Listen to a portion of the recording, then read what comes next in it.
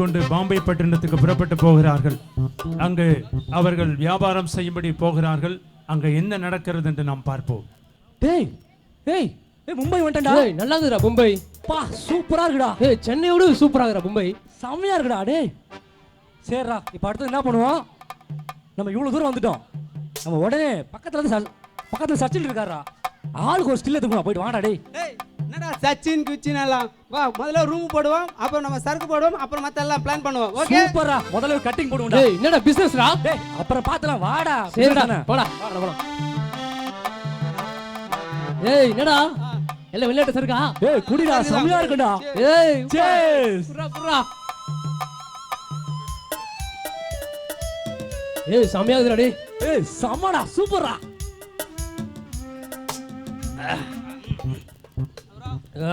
வா. ஏய் செம்மையா இருக்குல. ஏய் ஆறறவன் கிட்ட குடிறோம் போலீங்க. ஏய் வாடா வாடா வாடா வாடா. நல்லா இருக்குடா டேய். இப்பொழுது இந்த 3 நண்பர்களும் குடித்து வெறித்து வியாபாரம் செய்ய வந்த இவர்கள் பாவத்தில் இருந்து இந்த குடியை வெறுத்து விடாமல் குடியில விழுந்து கிடக்கிறார்கள். ஏய் ஒரு டான்ஸ் ஆடலாம்டா. ஏய் ஆடா. ஏய் ஏய் ஏய் ஏய் சம்மனிடா வா.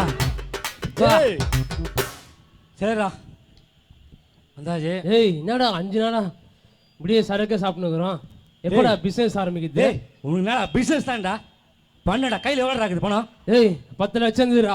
இப்போ கையில 2 லட்சம் தான்டா இருக்குது. டேய் என்னடா பண்றது? என்ன பண்றதா? 2 லட்சம் தானே, அதை கூடுறா. அப்படியே நாளைக்கே ஷேர் மார்க்கெட்ல போடுறோம். சரிடா. போட்டு 20 லட்சமா ஆக்குறோம். புரியுதா? என்ன விஜய் அப்படியா? ஒன்றும் கவலை இல்லை, நாளைக்கு உனக்கு எல்லாம் பிசினஸ் சூப்பரா நடக்கும். நாளைக்கு நான் உனக்கு கால் பண்ணடா. சரிடா நாள்ல வைடா. ஓகேடா ஓகேடா சரிடா கால் பண்ணடா. ஓகே பைடா. டேய் நண்பா, டேய் நண்பா, டேய் இவங்கிட்ட 2 லட்சம் தான் இருக்கு. நம்ம அதையும் வாங்கிட்டோம். இதுக்கப்புறம் சுத்தமா அவங்ககிட்ட காசு இல்லை. நம்ம இப்படியே எஸ்கேப் ஆக வேண்டியதான். ஓகேவா? ஓகேவா போலாம். இப்பொழுது இந்த 3 நண்பர்களும் ஒன்று சேர்ந்து போய் வியாபாரம் போன அவர்கள் குடித்து வெறுத்து கடைசியில் அந்த இளைய மகனிடத்தில் இருந்த பணத்தை எல்லாம் பிடுங்கிக் கொண்டு ஏமாற்றிவிட்டு இவனை தனிமையாக விட்டுவிட்டு போய்விட்டார்கள். இவன் தனிமையிலே கலங்கி கொண்டு நின்று கொண்டிருக்கிறான். இப்பொழுது என்ன நடக்கிறது என்று பார்ப்போம். பா என்ன காலில் பொழுது உடைஞ்சிச்சா? சரி பார்த்திக்கிறோம், ஃபோனை போடுவோம். சுவிட்ச் ஆஃபா? விஜய் போடுவோமா? அதுவும் சுவிட்ச் ஆஃபா? ஐயோ ஒன்னே முடியலையே. சாப்பிட்டு ஐயோ சாப்பிடலையே, பசிலாம் இருக்குதே. என்ன பண்ணுவேன்னு தெரியலையே. என் ஃப்ரெண்டுங்கெல்லாம் சுவிட்ச் ஆஃப் பண்ணி வச்சுறாங்க செல்ல. ஐயோ பசிக்குது மா, பசிக்குது. சரி இங்கே ஒரு ஐயா இருக்காரு, அவர் கையில் வேலை கேட்போம். ஐயா ஐயா சார். யார் பண்ணி சார் ஏதாவது வேலை தான் கொடுங்க சார். எங்க இருந்து வந்திருக்க? சார் நான் சென்னை சார். பார்த்தா நீ எதுவும் வேலை செய்யற ஆள் மாதிரி தெரியலையா? ஆடு மாதிரி தெரியல. எல்லா வேலையும் செய்வேன் சார், கொடுங்க சார். எந்த வேலையும் செய்வியா? செய்வேன் சார். சரி எங்க வீட்டுல இந்த நாய் எல்லாம் இருக்கு, அதுக்கெல்லாம் கரெக்டா தீனி போடணும். சார் போடுவேன் சார். போடுவியா? போடுவேன் சார். இந்த கரெக்டா போடு.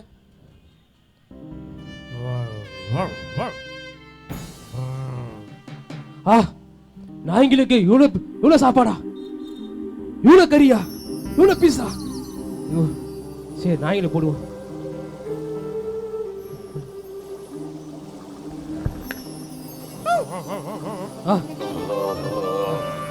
பசிக்குது பசிக்குது.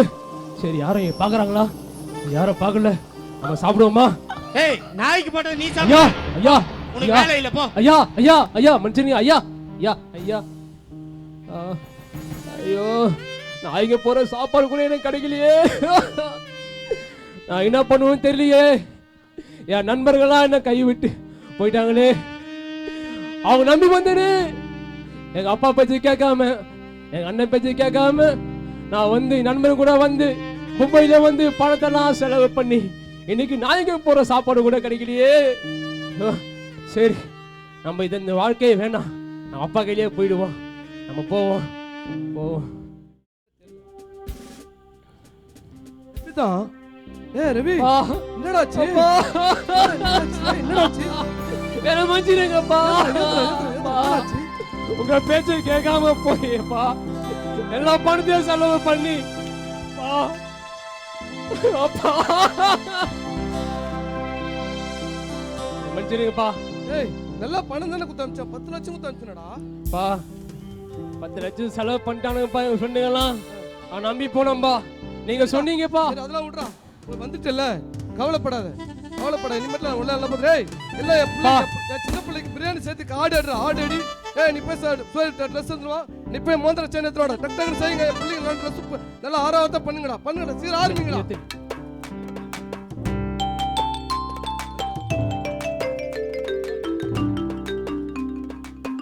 என்ன இது, நம்ம வீட்ல ஏதோ ஒரு விசேஷம் நடக்கிற மாதிரி இருக்குது. ஒரே இசை தாளெல்லாம் ரொம்ப கேக்குது. பா வேலை எங்கப்பா, என்ன நடக்குது எங்க வீட்ல இன்னைக்கு? உனக்கு விஷயமே தெரியாதா? தெரியாதுப்பா. உன் தம்பி வந்திருக்கான்பா. வந்திருக்கானா? உங்க அப்பா பணத்தை ஏமாத்திட்டு போனால, அவன் மறுபடியும் பணத்தை எல்லாம் செலவழிச்சிட்டு வெறுங்கையா வந்திருக்கான்பா. உங்க அப்பா அவனை கூட்டு வச்சு விருந்து உபசரிக்கிறாருப்பா. என்னன்னு போய் பாருப்பா. பாப்பா முதல்ல அவருக்கு வச்சுன்னு இருக்கிற வீட்டுக்கு போயிட்டு இப்ப பாருங்க. அருள் அருள் பாப்பா என்னப்பா பண்ண, ஏப்பா வெளிய நிக்கற? நீ கையெடுப்பா முதல்ல. ஏப்பா வாப்பா கையெடுப்பா முதல்ல. சொல்றது கேளுப்பா. என்னப்பா காரியம் பண்ணிக்கிறீங்க நீங்க? என்னப்பா ஒண்ணில பாப்பா. பணத்தை ஏமாத்திட்டு போய்ங்கற அவன வீட்ல சேர்த்துக்கிறீங்க. எப்படிப்பா நீங்க சேர்ப்பீங்க அவன? பா சரி விடுப்பா. சொத்து வேற நீங்க பிரிச்சு கொடுத்தீங்கப்பா. சரிப்பா, இப்ப இருக்கிற சொத்து உனக்கு தான்ப்பா, அவனுக்கு கிடையாது. அவன் சொத்து கொடுத்தாச்சு. இல்ல நீங்க செஞ்ச தப்புப்பா. அவன சேர்த்துக்க கூடாதுப்பா நீங்க. கஷ்டப்பட்டு வந்துட்டான்பா. சேர்க்க கூடாதுப்பா. கொஞ்சம் அட்ஜஸ்ட் பண்ணி ஏத்துப்பா. அவன் வந்து பாருப்பா எப்படி இருக்கான் வந்து பாருப்பா. வந்து பாருப்பா. தம்பி அண்ணா அண்ணா என்ன மன்னிச்சிருங்கண்ணா. மனுஷன் தம்பி உன்னை உங்க பேச்சு கேட்காம போயிட்டேண்ணா, மன்னிச்சிருங்கண்ணா. மனுஷன் தம்பி என்ன ஏத்துங்கண்ணா. ஏத்துக்கறேன்டா. நான் அப்பா என்ன ஏத்துங்கப்பா. மூணு பேர் ஒண்ணா வந்து கம்பெனி மெயின்டைன் பண்ணுங்கண்ணா. சரிப்பா. சரி வாங்க வீட்டுக்கு போலாம். இதன் மூலமாய் நாம் தெரிந்து கொள்ளும் ஒரு பெரிய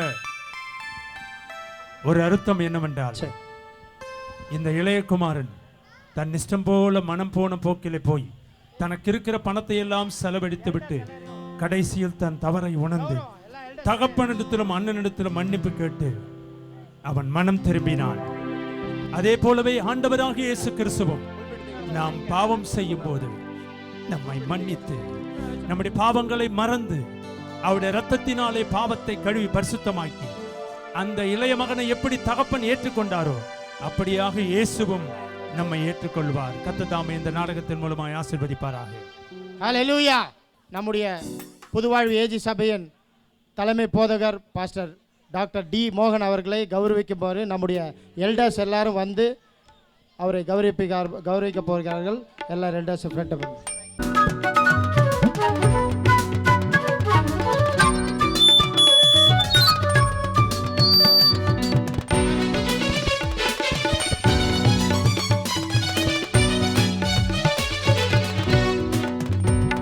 இப்பொழுது நம்முடைய ஏரியா போதகரை பாபு அவர்கள் கௌரவிப்பார். பாஸ்டர் தாமஸ் நல்லா கைகளை தட்டுவோம்.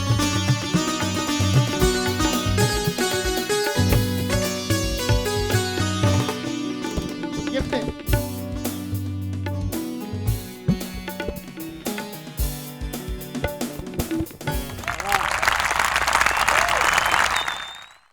கரங்களை உயர்த்தி ஒரு அலையிலே சொல்லும். ஹல்லேலூயா.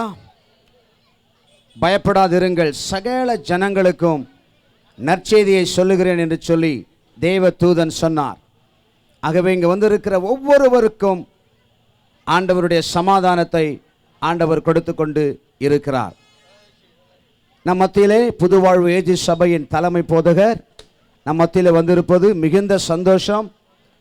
நம்முடைய போதகரை நாம் அறிமுகப்படுத்த தேவையில்லை. உலகம் முழுவதையும் ஆண்டவர் அவர் எடுத்து வல்லமையாய் பயன்படுத்தி கொண்டிருக்கிறார்.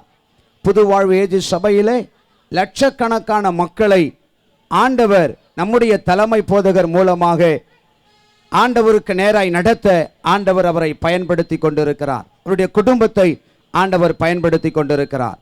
அவர் நம் மத்தியில் வந்திருப்பது மிகுந்த சந்தோஷம். போன வருடம் பயங்கரமான வெள்ளம் வந்தது. அதனால இந்த கிறிஸ்மஸ் புரோகிராமை நடத்த முடியவில்லை. இந்த ஆண்டும் எப்படியாவது இதை நடத்த வேண்டும் என்று பிரயாசப்பட்டு கொண்டிருந்த பொழுது புயல் மழை வந்தது. அதன் மத்தியிலேயும் ஆண்டவர் நம் ஒவ்வொருவரையும் பாதுகாத்து இந்த கூட்டத்தை நடத்த ஆண்டவர் கிருபை செய்திருக்கிறார். கரங்களை தட்டி ஆண்டவர் நாமத்தை மகிமைப்படுத்துவோமா? நல்ல கரங்களை தட்டி ஆண்டவர் நல்லவர், நம்முடைய ஜெபத்தை அவர் கேட்டிருக்கிறார். அதற்காகவே இந்த பூமிக்கு வந்தார். ஒரு மனிதனும் கெட்டு போக கூடாது என்பதை ஆண்டவர் உணர்ந்து இந்த பூமிக்கு வந்து நல்வழியை காண்பித்திருக்கிறார். மிக முக்கியமான நேரத்திற்குள்ள நாம் கடந்து வந்திருக்கிறோம். நம்முடைய தலைமை போதகர் இங்கே வந்திருக்கிற ஒவ்வொருவருக்கும் ஆண்டவருடைய வார்த்தையை சொல்ல போகிறார்கள். ஆகவே நீங்கள் ஒவ்வொருவரும் அமர்ந்து ஆங்காங்கே நின்றிருந்து ஆண்டவராகிய இயேசு கிறிஸ்துவினுடைய வார்த்தையை நம்முடைய தலைமை போதகர் மூலமாக வரும் பொழுது நீங்கள் பெற்றுக்கொள்ளும்படி உங்களை அன்பாய் கேட்கிறேன். நம்முடைய போதகர் வரும் பொழுது நாம் கரங்களை தட்டி ஆண்டவர் நாமத்தை மகிமைப்படுத்த அவரை வரவேற்போம். ஆண்டவராகிய இயேசுவின் இனிய நாமம் மகிமைப்படுவதாக. இந்த ஆண்டில் உங்கள் நடுவே வந்து ஆண்டவருடைய வார்த்தையை கொடுப்பதில் மகிழ்ச்சி அடைகிறேன். இங்கு முன்னின்று இந்த ஊழியத்தை நடத்துகிற ஏரியா போதகருக்காகவும் அவரோடு கூட நின்று இந்த ஊழியத்தை உற்சாகமாய் செய்து வருகிற எல்லா மூப்பர் குழுவினருக்காகவும் இந்த வட்டாரத்தில் இருக்கிற எல்லா NLG குழுக்களில் உள்ள விசுவாசிகளுக்காகவும் நான் கர்த்தரை துதிக்கிறேன். கடந்த ஆண்டில் பயங்கரமான வெள்ளம் வந்து உங்கள் அநேக வீடுகள் பயங்கரமான கோர காட்சி அளித்ததை வந்து நான் பார்த்தேன். இப்படிப்பட்ட சூழ்நிலைகள் வரும்போது ஆண்டவரை நோக்கி பார்க்க வேண்டும். நீங்கள் அனைவரும் உற்சாகமாய் சேர்ந்து இந்த ஊழியத்தை செய்து வருகிறபடினால் கர்த்தரை துதிக்கிறேன். இந்த வட்டாரத்துக்காக தொடர்ந்து ஜெபிப்போம். வரப்போகிற ஆண்டில் ஆண்டவர் பெரிய காரியங்களை நமக்கு செய்வாராக. எல்லாரும் அமைதியோடு மூப்பர்கள் ஜெபம் பண்ணி கொண்டிருக்கும்படி அன்பாய் கேட்கிறேன். மூப்பர்கள் மற்றவர்கள் எல்லாரும் இந்த நேரத்தில் ஜெபித்து கொண்டிருக்கும்படி அன்பாக கேட்கிறேன். ஆண்டவருடைய வசனம் நமக்கு நேராய் வரும்போது ஆண்டவர் நம்மை ஆசீர்வதிப்பாராக.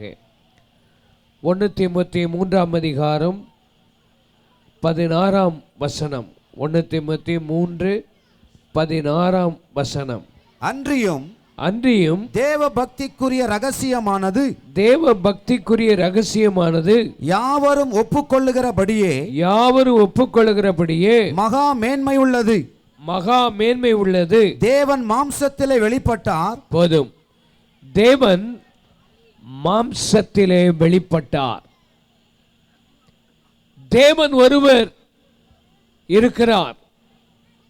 இந்த வானத்தையும் பூமியையும் படைத்த அவர் சகலவற்றையும் சிருஷ்டித்து மேன்மையும் மகிமையுமான ஒரு தேவன் ஒருவர் இருக்கிறார். அவர் இந்த பூமியில் வந்து மாம்சத்தில் வெளிப்பட்டார். அதுதான் கிறிஸ்மஸ். இயேசு இந்த பூமியில் வந்து மனிதனாக பிறந்தார். ஏன் அவர் மனிதனாக பிறந்தார்?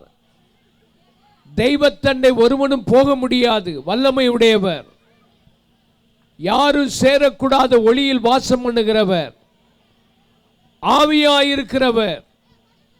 ஆனால் மனிதன் அவரை அறிந்து கொள்ள வேண்டுமானால் அவர் இந்த பூமியில் மனிதனாக வர வேண்டியது அவசியம். சாத்தான் ஒருவன் இருந்தான். அவன் ஒரு பெண் மூலமாகவே அவன் இந்த உலகத்தில் பாவத்தை கொண்டு வந்தான். ஆனால் இயேசு கிறிஸ்து இந்த பூமியில் வருவதற்கு ஒரு பெண்ணை பயன்படுத்தி கன்னியின் வயிற்றில் இயேசு இந்த உலகத்தில் மனிதனாக பிறந்தார். சாத்தானை அழிப்பதற்கு இயேசு இந்த பூமிக்கு வந்தார். இயேசு மனிதனாக பிறந்தார். உங்களையும் என்னை போலவே இந்த இயேசு இந்த உலகத்தில் வாழ்ந்து வந்தார். அவருக்கு பசி என்றால் என்ன என்று தெரியும், களைப்பு என்றால் என்ன என்று தெரியும், ஏழ்மை என்றால் என்ன என்று தெரியும். இந்த உலகத்தில் மக்கள் படுகிற பாடுகள், சோதனைகள், இவைகளையெல்லாம் கடந்து வந்தவர்தான் இந்த இயேசு கிறிஸ்து. அவர் மாம்சத்தில் இந்த பூமியில் வெளிப்பட்டதுதான் கிறிஸ்மஸ். அவர் உங்களையும் என்னை போல இந்த பூமியில் வாழ்ந்து வந்தார். ஒரு சாதாரண வீட்டில் வாழ்ந்து வந்தார். ஒரு தச்சு தொழில் செய்கிற வீட்டில் வாழ்ந்தார். அந்த குடும்பத்தின் கஷ்டங்கள், பாரங்கள் இன்னதென்பதை அவர் அறிந்தார். காரணம், உங்களையும் என்னையும் மீட்டெடுத்து உதவி செய்வதற்காகவே இந்த பூமியில் இயேசு மனிதனாக அவதரித்தார். அதுதான் கிறிஸ்மஸ். இரண்டாவது, இயேசு எதற்காக வெளிப்பட்டார்? 1 யோவான் 3ஆம் அதிகாரம் 5ஆம் வசனத்தை வாசிப்போம். அவர் நம்முடைய பாவங்களை